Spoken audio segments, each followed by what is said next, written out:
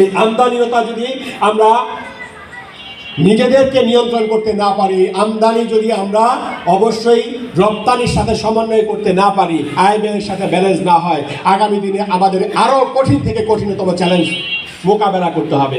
এই বিষয় সহ ইসলামী উম্মার ঐক্য ডাক দিয়ে এবং আগামী দিনে বাংলাদেশের মানুষের কল্যাণের লক্ষ্যে ইসলামী মহাসম্মেলনে আপনাদের সকলকে আবারও আমি দাওয়াত দিয়ে আমার মিডিয়ার ভাইদের মাধ্যমে সারা দেশের যারা আছেন সকলকেই আমি এই জাকের পার্টির পতাকা তলে আহ্বান করে এবং ইসলামী উম্মার ঐক্যের প্রতীক শুধু নয়, আমি বলবো স্যাক্রিফাইসের যদি দুধ কেউ দেখতে হয় তাহলে মোস্তফা মীর ফয়সালকে দেখেন।